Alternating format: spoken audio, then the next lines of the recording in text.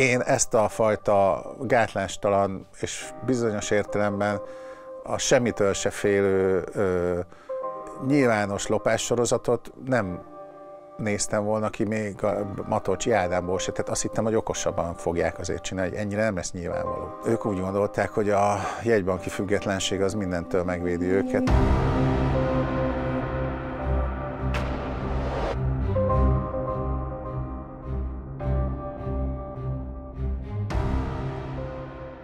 Idén 12 év után lejárt Matolcsy György mandátuma a jegybank élén.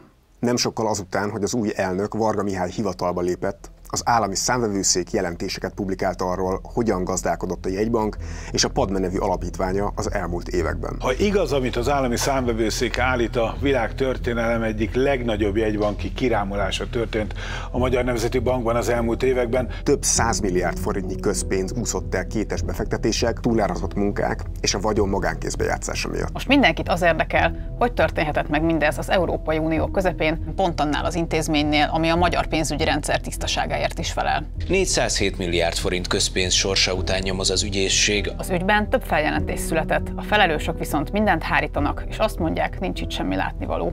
De miért válaszolnék önnek? Tehát ne haragudjon, de kicsoda ön, hogy... A Telex.hu-nak vagyok az újságírója. Na de kezdjük a sztorit az elején. Hogyan lettek a jegybanknak alapítványai, és hogyan került ezekbe több 100 milliárd forint?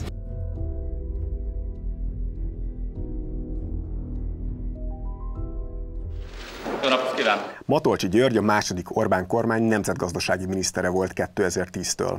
Aztán 2013-ban a Magyar Nemzeti Bank elnöke lett. Az unortodox húzásairól ismert közgazdász a jegybank vezetőjeként sem elégedett meg a szokásos mozgástérrel. Rögtön ciklusa első évében alapítványok létrehozásáról döntött, hivatalosan oktatási és kulturális céllal. Az MNB az általa létrehozott és működtetett alapítványokon keresztül törekszik a közjó szolgálatára. Így a pénzügyi kultúra terjesztésével, a kutatói és ösztöndíj támogatásokkal a hazai közgazdaság tudomány művelését igyekszik fejleszteni. Az, hogy a jegybank ilyen feladatokat vett a nyakába, önmagában is furcsa volt már az elejétől kezdve. 200 milliárd forintot osztott ki alig egy év alatt a Magyar Nemzeti Bank. Matolcsyék összesen több mint 266 milliárd forintot helyeztek el a Pallas Athénéről elnevezett alapítványokban. És hogy honnan volt ennyi pénze a jegybanknak?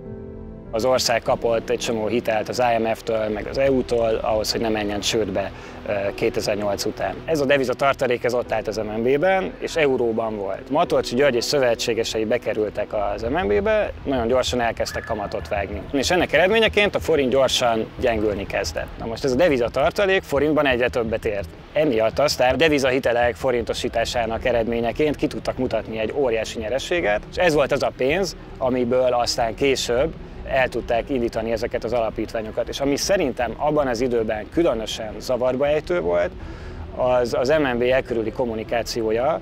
Tehát úgy kezdtek el beszélni erről a pénzről, mint hogyha ez a nyereség az MNB sikerének lenne az eredménye. Intenzív jegybanki politikával elértük, hogy 2013-ban a jegybank 23,6 milliárd forintos pozitív eredménnyel zárt. Amivel az a probléma, mert visszajutunk oda, hogy mi az MNB célja, az árstabilitás. Nem az a célja, hogy mint egy hedge fund nyerességet érjen el minden évben, hiszen akkor ugye abban lennének érdekeltek, hogy még tovább üssék le a forintot, hiszen a devizatartalékon akkor annál nagyobb nyerességet lehet elérni. Tehát úgy kezdték el kommunikálni ezt a pénzt, mint hogyha most ez meg lenne ez az adag vagyon, és ezt egy ilyen varázstrükk formájában így el lehetne tüntetni az emberek szeme elől. Sziasztok! Dezső András vagyok.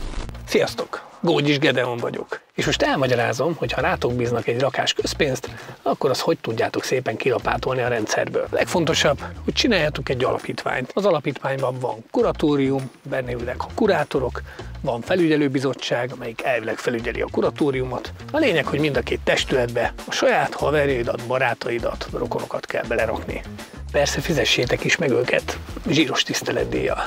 De ha igazán profi vagy, akkor nem egy alapítványt csinálsz, hanem többet. Ekkoriban 6 alapítvány volt, ezeknek a kuratóriumaiban csupa olyan ember ült, akik valamilyen módon kötöttek Matolcsy György MNB elnökhöz, közvetlen munkatársai és beosztottjai, voltak köztük családtagok, például Szemerei Klaudia, aki később kecskeméti polgármester lett, voltak köztük olyan szövetségesek, mint például Polt Péter legfőbb ügyésznek a felesége, Polt Parázsty Marianna. Mint később kiderült, az alapítványokat és cégeiket vezető embereknél nem voltak ritkák az 1 millió forint körüli fizetések és a sok százezres tiszteletdíjak, ami a 2010-es évek közepén még masszív bevételnek számított. A teljes birodalomban elisment bérekre évente fél és 1 milliárd forint közötti összeg. Mindenki tudja, nem kell nagyokat nézni, 260 milliárdot el lehet költeni? Hogy lehetne már elkölteni? Az alapítványi vagyon. Az eredeti ötlet szerint az alapítványoknak úgy kellett volna működniük, hogy a pénzt biztonságosan befektetik, és csak a hozamokból áldoznak a céljaikra. A célok közé bekerült az értékőrzés is, például műalkotások gyűjtése, műemléképületek vásárlása és felújítása. Közpénzből közösségi vagyont építsünk a közjó szolgáltában. Az alapítványok pár év alatt méretes portfóliót alakítottak ki exkluzív ingatlanokból, mert lényegében ezekbe az ingatlanokba rakták a vagyon jelentős részét. A nap legfontosabb híre, hogy újabb nagyértékű épületeket vásárolt a jegybank. A Magyar Nemzet értesülése szerint az MNB egyik alapítványa egy svábhegyi luxusvilláért 1 milliárd 300 milliót fizetett. Több mint 7 milliárd forintért vásároltak újabb ingatlanokat a jegybanki alapítványok. A milliárdos bevásárlásokat egyre többen nézték ferdeszemmel, de a jegybanktól elvileg független fideszes képviselők ekkor is és később is mindig készségesen elmagyarázták, miért nincs probléma az alapítványok ingatlan bizniszeivel. Ha az alapítvány mondjuk képet vásárol, vagy ingatlant, azt meg megint megvan egy alapítvány, birtokában, a tőke akkor nem csökken. A közvéleményt és különösen az újságírókat a kezdetektől nagyon érdekelte, mi zajlik a jegybanki alapítványoknál. A NER első éveiben jártunk, amikor már kezdett megmutatkozni, hogyan épül a fideszes gazdasági hátország, de még messze nem olyan nagyságrendben röpködtek a pénzek, mint amihez ma hozzá vagyunk szokva. Akkor még a Mészáros és Mészáros még csak csatornázással foglalkozott, kisebbek voltak ezek az ügyek. Ez viszont egy ilyen magasabb szintű visszaélés sorozatnak tűnt már a legelején. Egyszerűen annyira nagy számok voltak, hogy mindenkinek leesett az ára, teljesen példátlan volt abban az időben. Ráadásul a dolog úgy indult, hogy az első években nem volt nyilvános, mi történik a vagyonnal. Ellenzéki politikusok és újságírók egymás után adták be a közérdekű adatigényléseket, azonban az alapítványok nem akarták kiadni, mire mennyit költenek. Elvesztettek közpénz jellegét. Az elvesztette közpénz jellegét szófordulat az akkor bukkant fel először, amikor valamelyik MNB-s ügyvéd az egyik ilyen közadatigényléses perben ezzel próbált érvelni. Az egy örök vita volt, hogy egy közpénz hogyan veszti el a közpénz jellegét. Ugye mára ez a mondat elhíresült, mint valami nagyon morbid érv. Ez akkor nagyon nagy felborodást váltott ki. Ez volt az a pont, amikor nagyon sok ember felkapta a fejét. Hiszen, hogyha nem lenne semmi látnivaló, akkor nyilván megmutatnák a szerződéseiket, hogy kinek költöttek, kinek költötték a pénzt. A Magyar Nemzeti Bank pénze közpénz, az alapítványok közpénzzel gazdálkodnak. Tóth Bertalan MSZP-s képviselő közérdekű adatigénylése nyomán jogerős bírósági ítélet született arról, hogy az alapítványokba tolt 266 milliárd forint közpénz, és kérésre ki kell adni, hogy mire költik. A Fidesz azonban nem hagyta annyiban a dolgot, és gyorsan Matolcsyék segítségére sietett. Bánki Erik beadott egy törvénymódosítót, ami legalizálta volna az alapítványok titkolózását. Az alapítvány létesítése után, tehát a vagyon olyan mértékű elkülönülésre kerül sor, amely alapján az alapító által juttatott vagyon elveszíti közvagyonra jellegét. Alapítványi pénz. Pont. Semmi más státusza nincsen. A javaslat villámgyorsan 2 nap alatt a parlament elé került, meg is szavazta a fideszes többség. De hiába. Az akkori köztársasági elnök Áder János nem írta alá, hanem az Alkotmánybíróság elé küldte Bánki módosítóját. A testület 2016 tavasszán kimondta, az egész ötlet alkotmányellenes, és a közpénzből működő MNB alapítványoknak a gazdálkodását meg kell mutatni a nyilvánosságnak. A törvényjavaslat másik része viszont, ami a duplájára emelte a jegybanki vezetők fizetését, megmaradhatott. Ezzel pedig Matolcsy György lett a legtöbbet kereső állami vezető. Az MNB környéki csapatnak nagyon nem tetszett, hogy mostantól átláthatóbban kellene működni. Az egyik alapítvány vezetésében ülő Lentner Csaba nem is tartotta titokban az érzéseit. Önnek mi a véleménye? Hát az, hogy a Magyar Alkotmánybíróság hátba döfte Matolcsy Györgyöt, hátba döfte a Magyar Nemzeti Bankot, és ezzel egyidejűleg a magyar kormánynak is a gazdaságpolitikáját. Hátbadöfés vagy nem, nyilvánosságra kellett hozni az alapítványok költéseit. És amikor ez először, ha jól emlékszem, egy péntek esti napon kiderült, miket támogatott a Magyar Nemzeti Bank, az nagy vihart kavart. Ismerősök vagy közeli barátok kutatásait, akár afrikai utazásait, ami már akkor a legnagyobb vihart keltette, hogy ugye volt egy olyan média termék, a VSH, ami Száraz István tulajdonában volt, Száraz Istvánt Matolcsy Ádámnak, Matolcsy György fiának jó barátja, és amikor ez kiderült, hogy több 100 millió forintot kapott, és ezt nem tüntette fel kellőképpen a portál, akkor ugye szétrobbant a szerkesztőség, nagyon sokan eljöttek, gyakorlatilag megszűnt létezni. A dokumentumokból kiderült, a legitim célok mellett bizarr projektekre is jutottak 10 milliók. Ráadásul a támogatottak és az alapítványoknak dolgozó cégek listája tele volt olyan szereplőkkel, akik Matolcsy György környezetéhez tartoznak, vagy simán bejáratott neres vállalkozók. Mit szól az MNB-s pénzköltéshez? Bocsásson. Halló. De még lehet, hogy még nem kezdett el telefonálni. Szia, a kormányülésre hogy Miután nyilvánosak lettek ezek a pénzköltések, Kovács Zoltán kormányszóvivő a NER történetének egy klasszikussá vált mondatával örvendeztette meg a nyilvánosságot. Nem érzik így, hogy ez nincs rendben, ez a pénzköltés? Még egyszer, hogyha kiderül róla, hogy nincs rendben, akkor majd az erre hivatott szervezetek majd megteszik a jelentésüket, és ennek szellemében el fognak járni. Önök ezt megpróbálták eltitkolni? De sikerült? Tehát nekem... Nem sikerült. De a szándék megvolt. A 2016-os felfordulás után egy kicsivel kevesebb figyelem irányult az MNB körüli bizniszekre, de a háttérben azért pörgött tovább a megkezdett irány.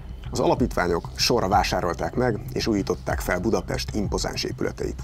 Az ösztöndíj program, a könyvkiadás, tudományos életnek a finanszírozása, az végig egy ilyen látszótevékenység volt igazából a vagyonkezelés mellett, ami a fő profilja volt ennek az egésznek. Már a legelején is elkezdtek ilyen kisebb-nagyobb ingatlanokat vásárolni, illetve az MNB által korábban megvett ingatlanokat átpakolták az alapítványba. Az MNB ingatlanvételei döntően az alapítványok működéséhez szükségesek.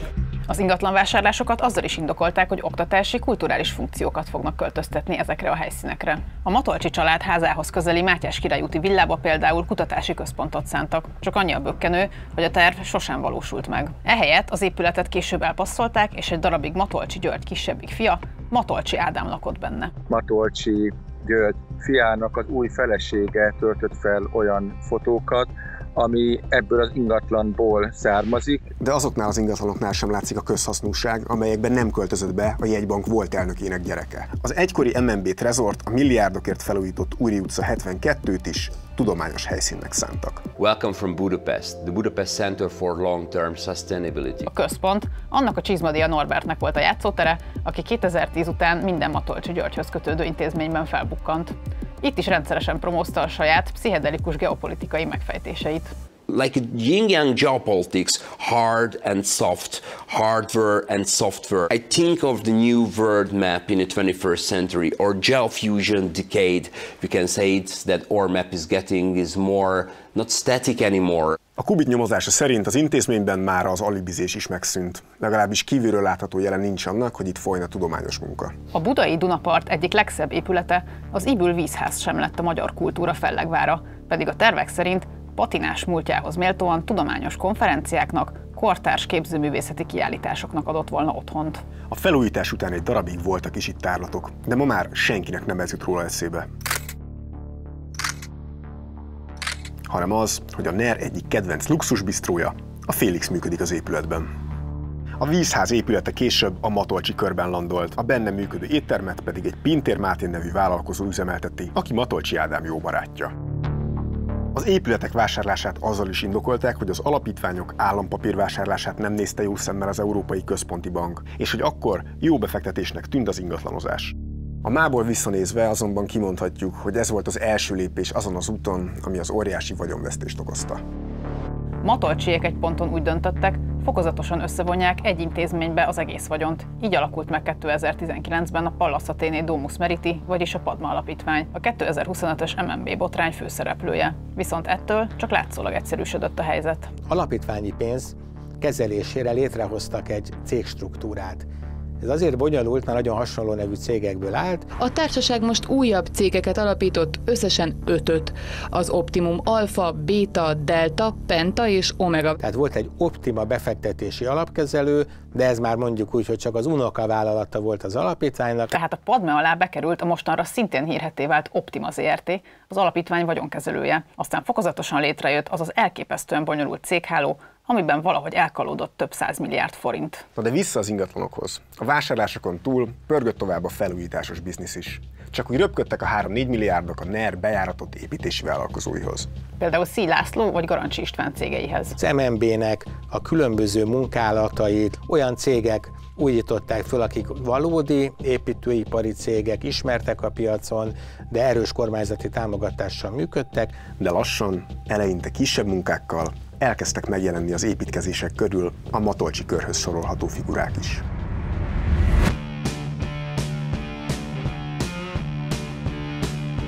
Matolcsy Ádám, a volt jegybankelnök kisebbik fia szereti self-made manként beállítani magát, saját elmondása szerint már 18 évesen bizniszelt. A nyilvánosság előtt viszont akkor lett ismert, amikor 2015-ben mindössze 29 évesen megvásárolta a milliárdos forgalmú Balaton bútorgyárat. Ehhez egy jó adag hitelt is kapott, méghozzá a rokona, Szemerei Tamás bankjától. Matolcsy Ádám a Balaton bútorral sorra kapta a megbízásokat az államtól és az MNB környékéről. Szállított például a jegybanki tulajdonú postapalotába is. A kisebbik Matolcsy egyre sűrűbben szerepelt azzal a hírekben, hogy hatalmas luxusban él. Kéken kívül ez a fekete, a zöld és a sárga Porsche is ugyanannak a gyűjteménynek a része.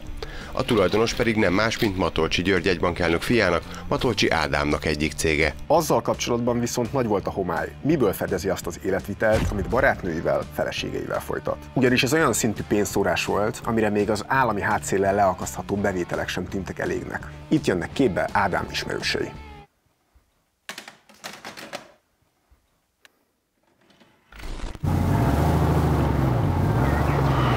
Nagyon fontos, hogy ha túl sok közpénzt lapátoltál ki, akkor ne legyen minden a neveden. Erre vannak a haverok, barátok. Fontos, hogy olyan embereket gyűjts magad köré, akik a nevükre vesznek ezt-azt, akik aláírnak helyetted. De fontos az is, hogy legyen meg köztük a kémia, mert képzeld el, hogyha esetleg utána évekig mondjuk Vanuatunkkal együtt lennetek. Ki kell bírni. Matolcsy Ádám baráti és üzleti körének egyik tagja, Somlai Bálint arról híresült el, hogy Ró nevű cégcsoportja rengeteg nagyértékű megbízást kapott az MNB-től és az alapítványoktól. Somlai Bálint még csak 33 éves és mostanra óriási vagyont halmozott fel. Építőipari cége sorra kapott több 10 milliárdos megbízásokat a Matolcsy György vezette Magyar Nemzeti Banktól. A korábbi szintén támogatott, de jobban piacinak mondható szereplők után felbukkant ez a Ró Development, és onnantól egy nagyon nagy sűrűsödés volt tapasztalható. Tehát a Ró meg Somlai Bálint ma nem lenne lényegében senki üzleti értelemben, hogyha nem lett volna Matolcsy György a jegybank elnöke. Ez egy ilyen nagyon egyszerű összefüggés, és az ÁSZ ráadásul meg is fordította, mert ő azt is megírta, hogy nem csak az igaz, hogy a Ró nem lenne senki, hanem a jegybankban sincs nagyon olyan infrastruktúra jellegű beruházás, amit ne a Ró csinált volna meg.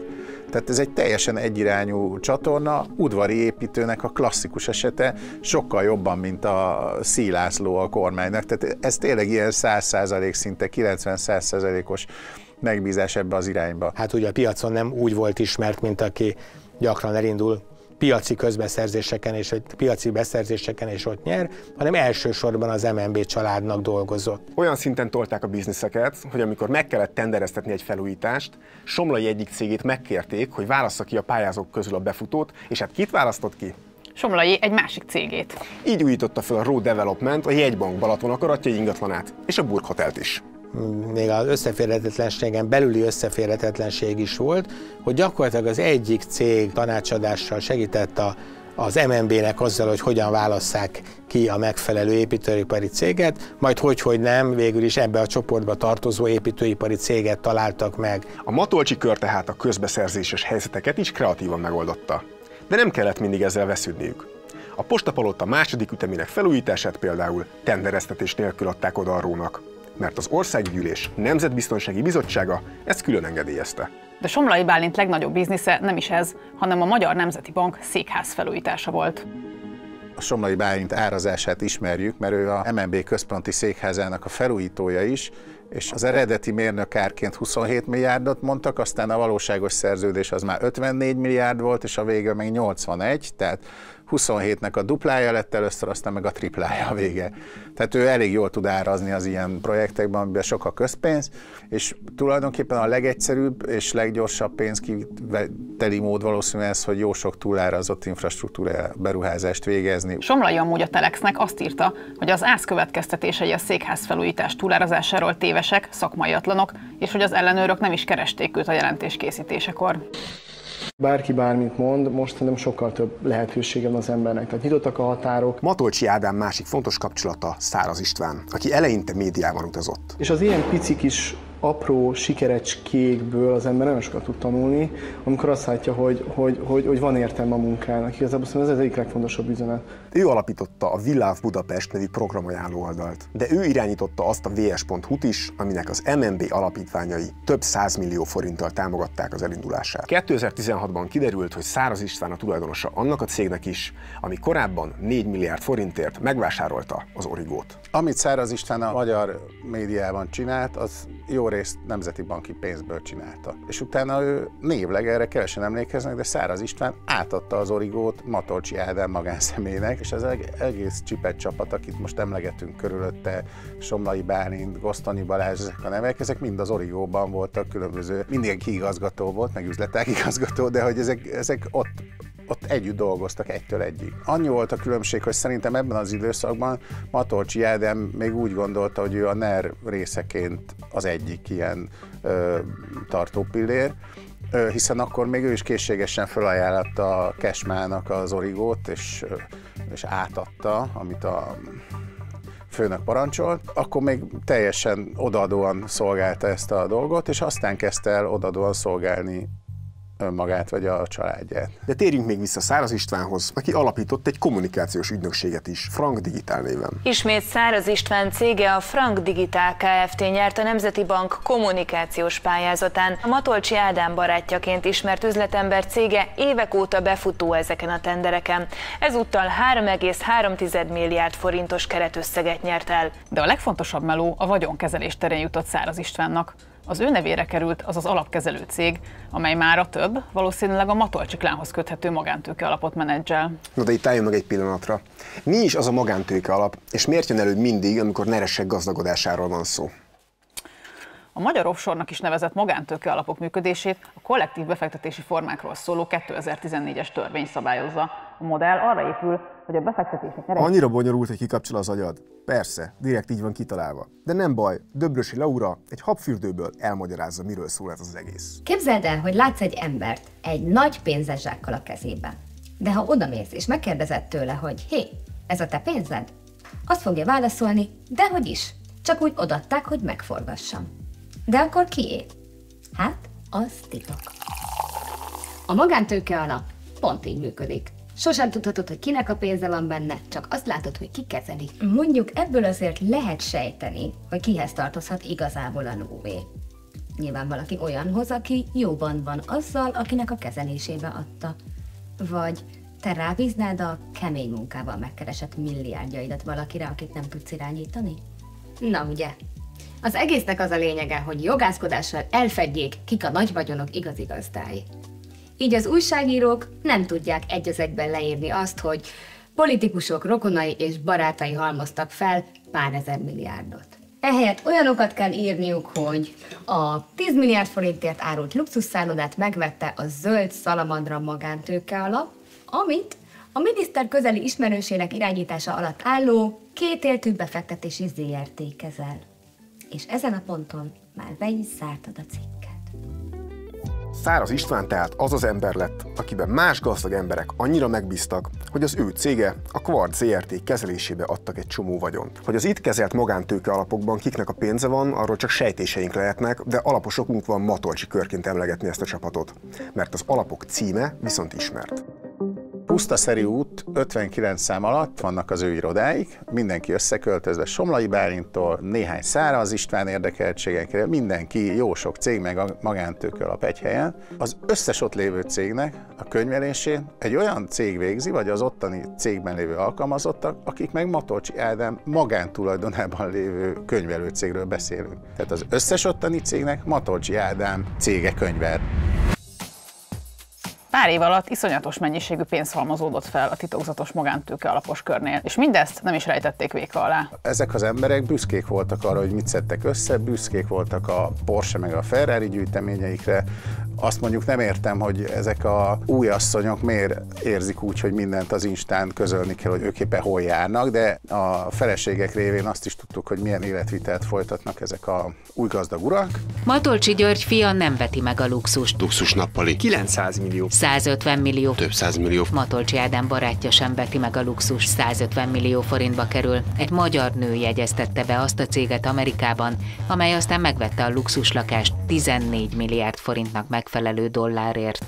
A körgyarapodás egy idő után szintet lépett. A 100 milliós nagyságrend után a milliárdos lett jellemző. 2022-ben a 444 írta meg, hogy Matolcsy Ádám volt titkárnője tűnt föl egy 14 milliárd forintos New York-i luxuslakás megvételénél. A csapat Dubajban is megvetette a lábát. Matolcsy Ádámról kiderült, hogy saját tengerpartszakasszal rendelkező házat bérelt Dubaj pálmafa alakú szigetén. A titokzatos magyar kör cégek mögé bújva vásárolt is ingatlanokat Dubajban. Az egyik ilyen luxuslakás aztán feltűnt Matolcsy Ádám Pinterest fiókján és a havarok közösségi médiás posztjain is. Honnan lehetett mindenre pénz? A túlárazott megbízások mellett bejött egy új módszer is a közvagyon kiszipolyozására.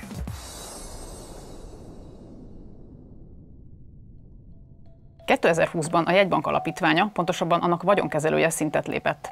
400 milliárd forintból bevásárolta magát a lengyel Globe Trade Center, azaz GTC nevű, főként kelet-európai irodákban utazó ingatlanos cégbe, és rögtön többségi tulajdonos lett. A GTC megvásárlásával teljesen új lehetőségek nyíltak a magántőke alapos kör előtt. Mivel ennek a körnek nem volt igazán folyójövedelme, nem voltak olyan jól működő vállalkozásai, állandóan tranzaktálni kellett, állandóan ki kellett valamit találni. 2021-22-23-ban a napnál világosabb lett, hogy mi történik. Ez az alapítványi hálózat elkezdett ingatlanozni, és a ingatlan bizniszeknél hol vevőként, hol eladóként megjelentek magántőke alapok, amikor meg a Matolcsy családhoz köthetőek. Elkezdődhetett az ingatlanos csiki-csuki. Egy csomó esetben az történt, hogy az MNB alapítványa eladta egy ingatlanát a magántőke alapos körnek. Azok pedig eladták az MNB alapítvány ingatlanos cégének, a GTC-nek. A Partizán összesen 13 ingatlant azonosított, amit a Matolcsy kör közeléből vásárolt meg a GTC.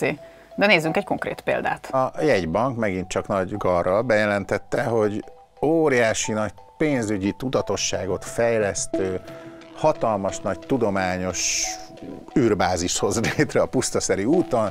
Ott lesz minden, ami a pénzügyi képzéshez szükséges, ami a magyar jövő megalapozása. Ehhez képest az történt, hogy a jegybank alapítványi köréből kikerült ez az ingatlan a Matolcsy Ádámhoz magánúton kötődő magántőke alapos körhöz, majd kisvártatva a jegybank lengyel cége, a GTC megvásárolta tőlük. Ez egy olyan varázslat innentől kezdve, ami hogyha minden kasszán én ülök, a jegybankin is, a magántőke alaposon is, meg a jegybank lengyel cégén is, akkor az, hogy én a magántőke alapos oldalon mennyi pénzt szedek ki belőle, az csak az én ügyességemen múlik. És ami a legérdekesebb, hogy ettől a GTC-től kibérelte vissza először a terület egy részét, hát maga a magántőke alapos kör, ott lakik az egész társaság. Ezen az ügyön 4-szer lehetett minimum keresni, akkor, hogyha olcsón meg tudtad venni a jegybanki alapítványoktól, majd drágán el tudtad adni a jegybank lengyel cégének,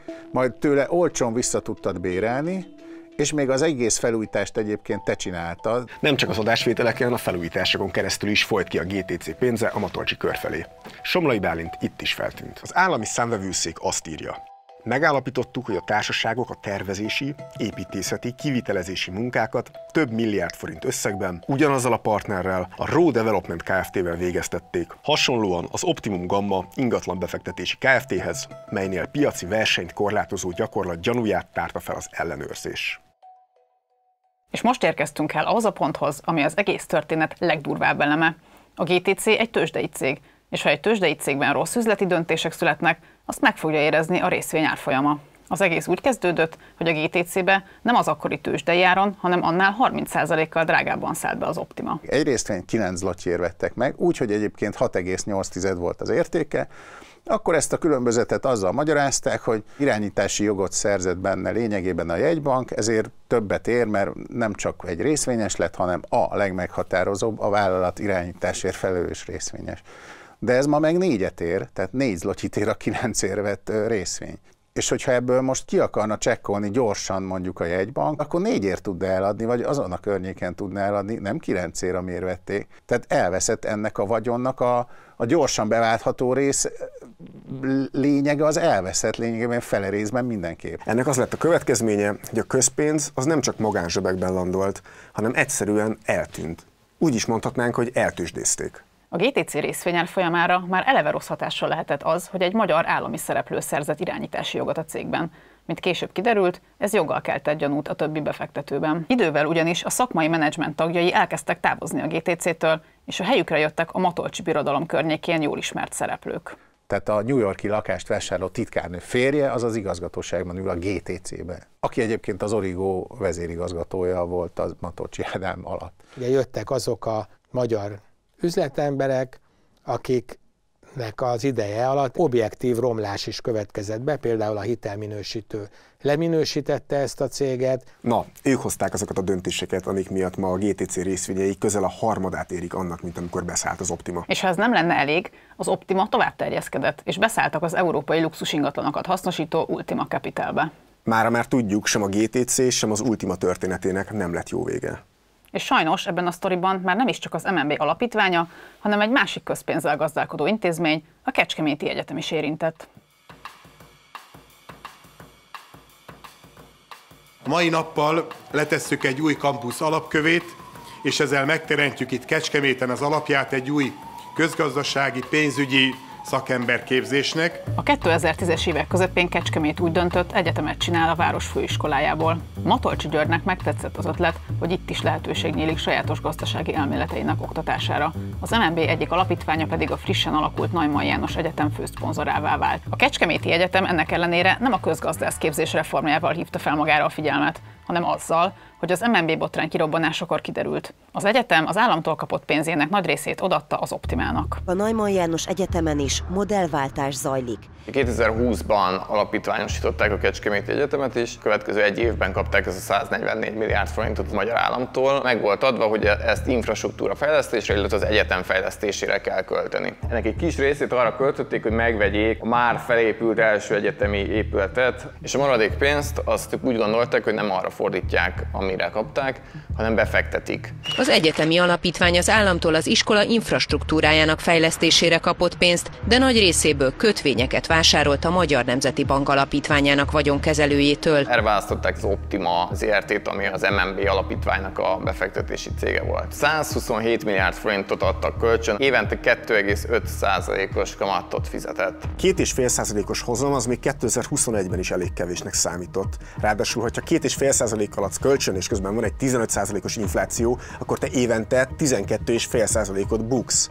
Ahogy ez ugye meg is történt. Az volt a szöveg, hogy azért ilyen alacsony a kamat, mert az egyetem 90 napon belül visszakérheti a pénzét. Csak hogy ez nem volt igaz, és ezt mind a két fél pontosan tudta. Az a baj, hogy az Optima ezt a pénzt berakta a GTC-be, meg az Ultimába, akik ingatlanokra fordították ezt a pénzt. Ez az, amire azt mondta az állami számvevőszék, hogy 90 napon belül egy lakást sem lehet eladni, nem egy ingatlan portfóliót. Úgy volt kitalálva, hogy ők nyilván tudták, hogy ugyan bele van írva a szerződésbe, hogy bármikor kivehetik a pénzt, igazából nem vehetik ki a pénzt. A Kecskeméti Egyetem alapítványa 2024 elején jutott arra, hogy vissza szeretnék kérni az államtól egyébként fejlesztésre kapott pénzt az Optimától. Mivel azonban sejtették, hogy nem fogják tudni visszakapni 90 napon belül, egy éven belül kérték vissza. És akkor mondta az Optima azt, hogy hát ők nem tudják visszaadni ezt a pénzt. Nyilván azért nem tudják visszafizetni, mert ők ezekbe az ingatlanos cégekbe, a GTC-be meg az Ultimába rakták, amiknek a részvény árfolyama azóta felére csökkent.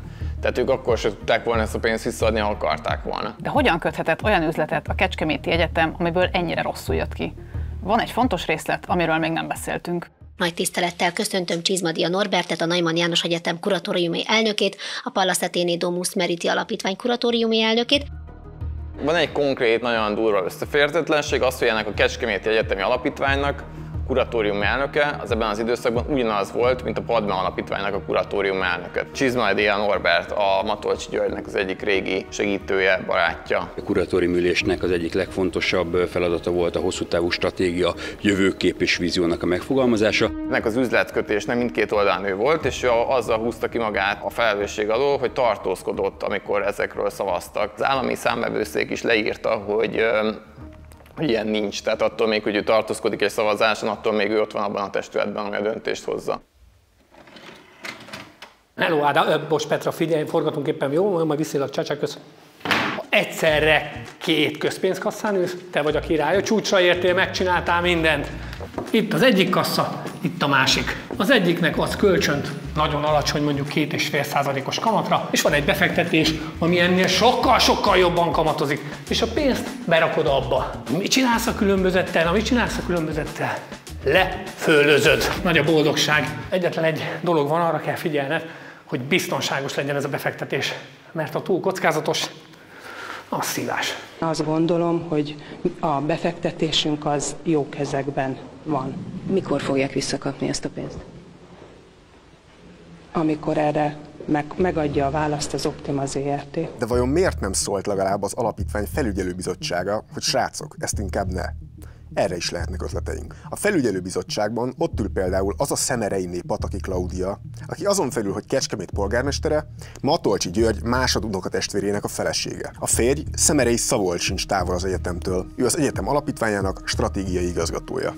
Az állami számvevőszék azt állapította meg jelentésében, hogy a Neumann János Egyetemért Alapítvány vezetői a saját szabályaikat és a törvényi előírásokat is megszegve, személyes összeférhetetlenségekkel, gondatlanul, a független szakértői véleményeket és a gondos gazdálkodás alapszabályait figyelmen kívül hagyva fektették be a rájuk bízott közpénzt az Optima kötvényeibe.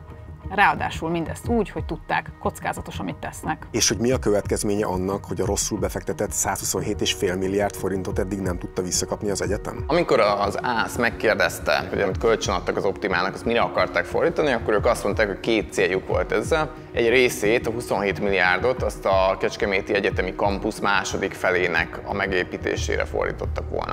A másik részét, a 100 milliárdot, azt egy Tudásváros nevű új városnenyed felépítésére fordították volna. És úgy áll a 2 projekt, hogy a Kecskeméti Egyetemnek a kampusza, ott ilyen félkész épületek vannak. Tehát meg van építve a vázuk, és félbehagyták az építkezést, és nem dolgozik ott senki. Így áll az a projekt, amit 4 évvel ezelőtt elkezdtek. Tudásváros, abból nem lett semmi, mert hogy annak az egész 100 milliárd forintját azt kölcsönadták az Optimának, az berakta ezekbe a részvényekbe, és nem tudják visszakapni. Tehát van 2 projektje Kecskemétnek, van 2 projektje a Kecskeméti Egyetemnek, amiből egyik sem készült el, és egyik sem néz ki úgy, mint hogyha rövid időn belül elkészülne.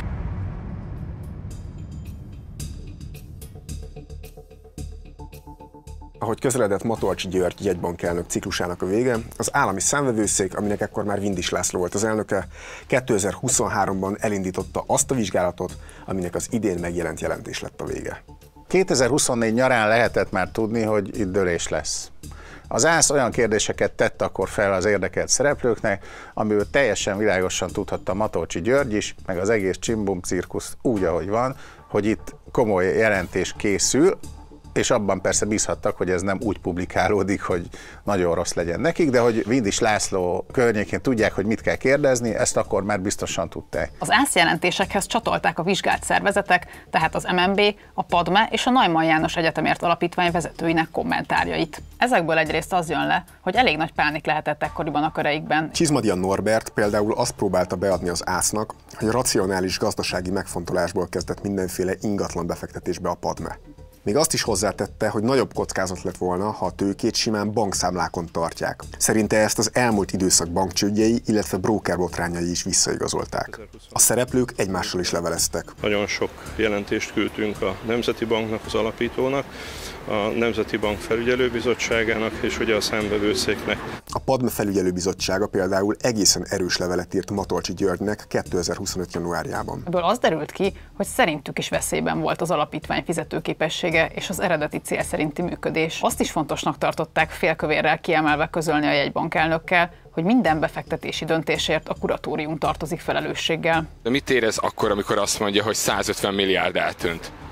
Én a felügyelőbizottság alapvetően nem jogosult nyilatkozni, tehát azt kérem, hogy ha egyéb kérdésük van, akkor azt a kuratóriumnak tegyék föl. A jelentésben szerepel egy idézet az Optima státuszjelentéséből, amit maga Matolcsy György továbbított az ÁSZ-nak. Ebben szó szerint az áll, hogy külső segítség nélkül már nem lehet rendezni az Optima csoport helyzetét. A vezetés 400 milliárd forintot próbált kérni a további működéshez.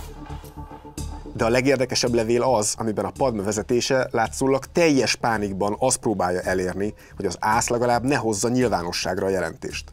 Itt már azzal jöttek, hogy ha ez kikerül, annak komoly kockázatai lennének az egész országra nézve. Beláthatatlan nemzetgazdasági következménye lesz, hogy veszélyezteti a forintot. Nemzetbiztonsági kockázata lesz, mert például sérül a törvényes rendbe vetett hit. Elég széles skálán próbáltak érvelni amellett, hogy ez ne kerüljön nyilvánosságra. Tehát nem az sodorja veszélybe az ország megítélését, hogy elherdáltak egy csomó közpénzt, hanem az, hogy ez kiderül. A PADME minden esetre nem járt sikerrel, a jelentés nyilvános lett és nagy port kavart. Aki látott már állami vizsgálatokat, ezek mind ilyen nagyon körülírt mondatokkal, nagyon udvariasan kérdezgetnek, ehhez képest ez egészen brutális. Matolcsy György saját YouTube csatornát indított, ahol igyekszik elmagyarázni, hogy semmi sem igaz abból, amit a Számvevőszék megállapított. Az ÁSZ jelentéseit teljes mértékben megalapozatlannak tartom. 80%-át hamisnak, 20%-át pedig igaztalannak találom. A jegybank alapítványa kiválóan gazdálkodott, a vagyon az lényegesen több, nem csak, hogy megvan, hanem lényegesen több, mint a 266,4 milliárdos alapítói vagyon. Csak hogy az ÁSZ jelentéshez csatolt mellékletek ennek teljesen ellentmondanak. Volt egy olyan felügyelőbizottsági levél, ahol rögzítették azt, hogy az alapítványnak a helyzete az bizonytalan, és itt tőkejuttatásra van szükség, vagy lenne szükség. Az ÁSZ jelentés leírta azt is, hogy a magántőke alapokkal telepakolt, országokon átívelő Optima cégháló indokolatlanul bonyolult. A PADME ehhez azt a kommentárt fűzte, hogy a bonyolultság nem jogi kategória, és hogy a megállapítás inkább tekinthető a tisztelt ÁSZ benyomásának, mint megalapozott szakmai álláspontnak. Íme a cégstruktúra, amit a PADME részéről próbálnak megvédeni.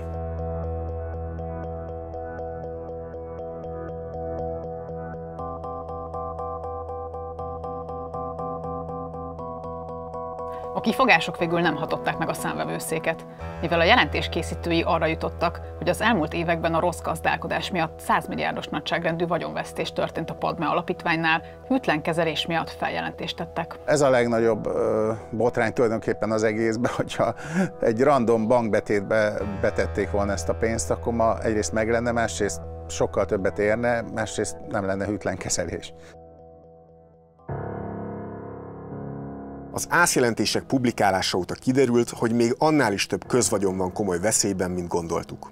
A Telex nyomozásából tudjuk, hogy a legnagyobb gond nem is a GTC-nél, hanem a luxus ingatlanokat hasznosító Ultima Capitalnál lehet, amiben 2023-ban vett tulajdonrészt az MNB alapítványa. Mindenkiben felmerülhet a kérdés, hogy honnan indultunk? Tehát, hogy van egy Magyar Nemzeti Bank, Magyarország pénzügyi stabilitásáért felelős közintézmény, amelyik közgazdasági, oktatási és kutatási célokra létesít egy vagyontömeget, egy alapítványt. Az MNB az általa létrehozott és működtetett alapítványokon keresztül törekszik a közjó szolgálatára. És nyilvánosan hazudik, amikor arról beszél, hogy 260 milliárd forintot akartak ellopni a Nemzeti Bank alapítványain keresztül. Tehát amikor riogatja a lakosságot a 260 milliárd forintnyi közpénz elköltésével, képviselőtársával együtt, akkor ön is tudja, hogy hazudik és meg akarja téveszteni a magyar választókat. Hál' Istennek, a magyar választóknak megvan a kellő érzékük ahhoz, hogy pontosan tudják, hogy mi az igaz és mi a hazugság. Ez miért fektet luxus ingatlanokba, Svájcba, hogy jön ez a kettő össze? Az elsőre tényleg elég furcsa, de érthetőbbé válik a döntés, ha hozzátesszük, hogy Matolcsy Ádám állítólag teljesen beleszeretett az Ultima ingatlanjaiba. Még az esküvőjét is a cég egyik legfenszibb helyszínén, egy magánszigeten tartotta. This space also works as the property's helicopter pad. Since we're on an island, you can either come here by a boat, or you can bring an helicopter, which is really nice. Hogy a jegybank elnök családja sajátjaként kezelte a közvagyont, arra az is egy elég beszédes példa, hogy Matolcsy Ádám felesége a Pinterest fiókjában létrehozott egy Ultima nevű mappát, ahova lakberendezési ötleteket gyűjtött, pedig elvileg ugye nekik semmi közük ez a céghez. Ahogy én ennek a történetnek a hangulati elemeit hallottam, nagyon fiatal és nagyon hirtelen meggazdagodott emberek találkoztak a nyugati luxussal. Azzal a ligával, ahol mondjuk a költségek egy nagyságrendel nagyobbak, de ahol tényleg az európai milliárdosok, az autóversenyzők, az arab államok trónörökösei, és szerettek volna ebbe a ligába tartozni, de nincs elég pénze már a csapatnak, ugye a GTC óriási vállalás volt, ennek ellenére nagy részesedést akarnak venni, eladósodnak, tehát konkrétan először egy svájci banktól nagyméretű hitelt vesznek föl. Az Optima tehát beszállt az Ultimába, és az volt a terv, hogy a magyarok egyre nagyobb tulajdonrészt szereznek a cégben. Azonban erre már nem volt pénzük, ezért egy svájci banktól hitelt vettek fel. Itt jön az első gond. Nem tudták teljesíteni a svájci hitelfeltételeit, ezért annak kiváltására felvettek egy 70 milliárd forint értékű kölcsönt, ezt már a Magyar Bankholdingtól. De még a szorult anyagi helyzetből is ki lehetett volna jönni, ha egy jól menő cég többségét sikerül így megszerezniük. Csak hogy nem ez történt, hanem épp az ellenkezője. Az Ultima gyakorlatilag csődközeli állapotba kerül, amikor hát jön a megmentő, ő egy dollármilliárdos görög üzletember, Ioannis Papalekas. A kelet-európai irodapiacon meggazdagodott Papalekas vagyona becslések szerint több mint 2 milliárd dollár. Vannak befektetései hotelekben, tengeri szállítmányozásban és az egészségiparban is. Tehát egy igazi nagypályás üzletember látott lehetőséget abban, hogy beszálljon az MNB alapítvány mellé az Ultimába. Egy olyan világgal találkoztak, ahol európai, sokkal szofisztikáltabb és mélyebb jogi tudás kell, ahol egy szerződés elrejtett passzusával hiába végtelenül kultúrált és nagyon jó champagnet kínál az üzleti partner, valójában úgy veri át őket, hogy kellemetlen pénzügyi következmények maradnak hátra. A svájci tőzsdei papírokból kiderült, hogy Papalekas kihasználta a magyarok szorult helyzetét, és nagyon olcsón vásárolta be magát a cégbe.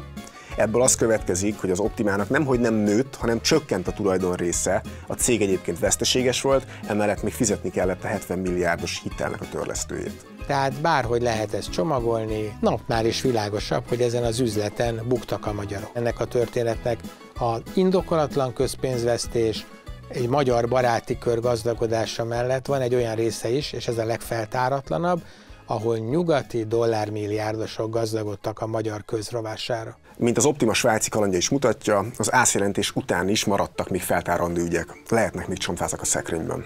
Csak hogy Varga Mihályék érkezésére az MNB alapítványának annyi mozdítható pénze sem maradt, hogy egy átvilágítás zsebből kifizessen. Kiderült, hogy nincs semmi szabad likviditás az alapkezelőnél, úgyhogy még azért is új pénzt kellett kérni, konkrétan 400 millió forintot, hogy ezt a helyzetet egy tanácsadó átvilágítsa. Hogy az MNB alapítványi vezetés egyáltalán valamit tudjon arról, hogy milyen van, micsoda nyomort, micsoda problémákat hagyott hátra az előző vezetés. A Nemzeti Bank új vezetése arra törekszik, hogy a jegybank fő feladatától eltérő tevékenységeket lehetőleg vagy megszüntesse, vagy szüneteltesse. Azért nehéz rosszabbat elképzelni, hogy bekerülsz valahova, ahol egy óriási vagyonvesztést találsz, de azt látod, hogy még a jövőben neked is kéne mindenféle helyre fizetned, mert olyan szerződéseket kötöttek határozottan kijelenthetően a köz ellenében, amelyek későbbi és negatív következményekkel járnak.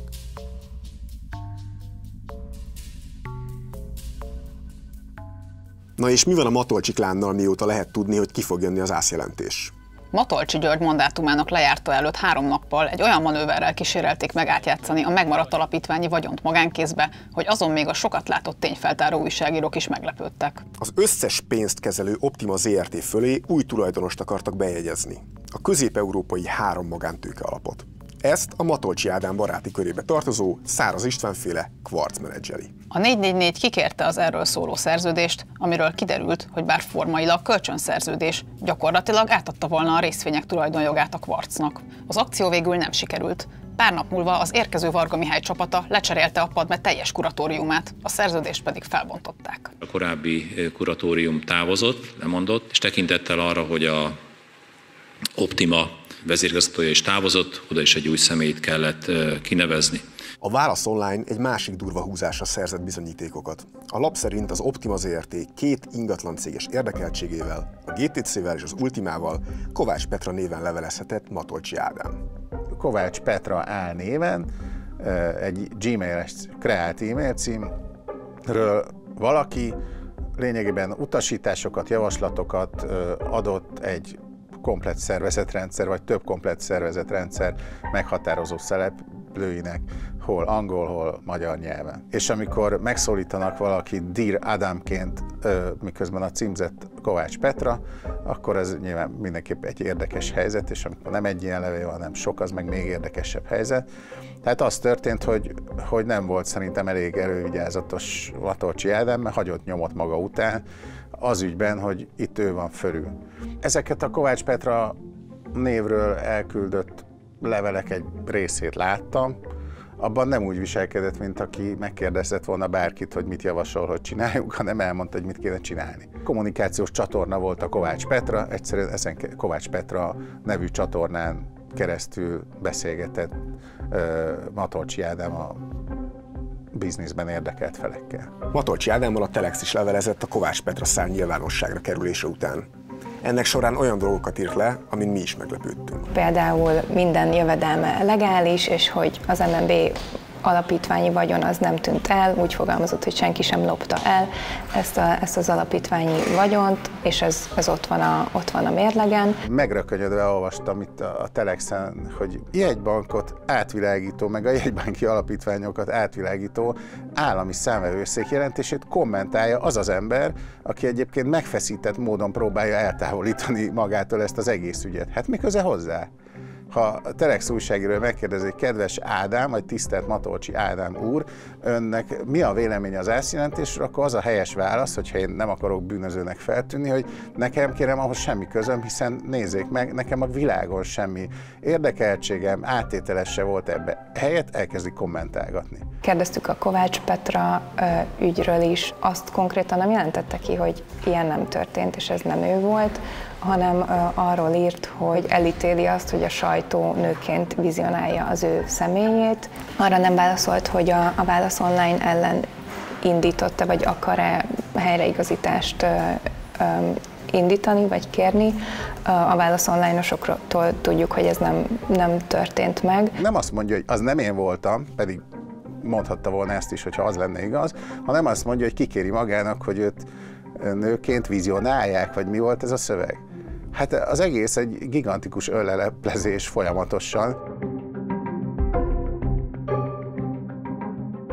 Az MNB ügy az elmúlt évek legnagyobb botránya a NER-ben. A döntéseket meghozó kuratóriumi tagok eközben semmi problémát nem látnak, és részben az állásukat is megtarthatták. Biztosíthatjuk önöket, hogy a Neumann János Egyetem jövőjét nem a pillanatnyi zajok, hanem a hosszú távú értékek, közösen vállalt célok és a valódi teljesítmények formálják. Csizmadia Norbert például még mindig a Kecskeméti Egyetemi Alapítvány elnöke. Határozottan kijelentette, az egyetem szilárd alapokon áll, a működés zavartalan, az intézmény fejlődik, a jövőkép pedig világos. Mások sem tartják magukat felelősnek. Bogár László, a Konteus közgazdász, aki a Padme vezetésében ült, azzal próbálta hárítani a kérdéseinket, hogy úgy gondolja, ön nem közszereplő. Pallas Athéni Alapítvány kuratóriumában végzett munkájáról szeretnénk föltenni pár kérdést, hogyha lehet. Nagyon kedves, de nem nagyon nyilatkoznék én erről a kérdésről. Lemondtam erről a tagságomról, és nincs. Mit szólt az ászjelentéshez, azt el tudja mondani? De azt jeleztem, felveheti nyugodtan, bár szerintem emberi jogokat sért. Ez egy fontos közügy, és úgy gondoljuk, hogy fontos lenne, hogy ön válaszoljon a kérdéseinkre. Hogy fontos közügy. Ön szerint nem fontos közügy? Nem jó. Kellő gondossággal végezte ön ott a munkáját? Hogy látja? Jó. Olvasta az ászjelentést, akkor csak erre válaszol. De miért válaszolnék önnek? Tehát ne haragudjon, de kicsoda ön, hogy... A Telex.hu-nak vagyok az újságírója. De azért mondtam, én pedig figyeljen, liberális ember. Ön megkérdezte, hogy kívánok-e nyilatkozni, én azt mondtam, hogy nem. Akkor miért nem? És miért nem? És ön miért? Először ön válaszoljon arra a kérdésre, hogy miért erőszakos. Mert egy fontos közügy, és az ÁSZ szerint több 100 milliárd forint közpénz tűnhetett el. Nem tartják tiszteletben azt, hogy valaki azt mondja, aki egyébként nem közéleti szereplő, ez csak az ön feltételezése. Hát ön rendszeresen szerepel tévéműsorokban. De az ne, bocsánat, az egy egész más kérdés, most ne keverjük. 100 milliárdok felett diszponáló alapítványnak a kuratóriumában ült. Viszontlátásra nagyon örültem. Megpróbáltuk elérni az alapítványok érintett vezetőit, de érdemi választ sehonnan nem kaptunk. A felügyelőbizottsági tagok közül Szemereiné Pataki Klaudia kecskeméti polgármester, Matolcsy Mársa testvérének felesége a nyilvánosság előtt is bevédte az Optima befektetést. Nincsen lopás. Látja, így indul a probléma, hogy nincsen lopás. Tehát, hogyha önök csak ezt mondják, és ezt akarják hallani, én ezt önöknek nem tudom válaszolni. Nagyon szeretnénk válaszolni. Akkor szint lenyújtani kezelés van? Még az sem. Az sem. Fejlődés van és fejlesztés van. Mikor Matolcsy György mandátuma lejárt, Orbán Viktor miniszterelnök szép szavakkal búcsúztatta a jegybank volt elnökét. Az örökség, amit az elnök úr itt hagy, a legnagyobbak közé emeli, magyar összefüggésben Széll Kálmánt, Ekerle Sándort, vagy éppen az első jegybank elnököt, Popovics Sándort kell említenem. Matolcsy György korszakos gazdaságpolitikus és korszakos jegybank elnök. Köszönjük szépen a munkáját. Orbán úgy mondott ilyen hízelgő dolgokat Matolcsyról, hogy az ászjelentés készítői ekkor már a munka finisében jártak. Ebből sokan arra következtettek, hogy Matolcsynak nem esett bántódása akkor sem, ha feltárják az alapítványi visszaéléseket.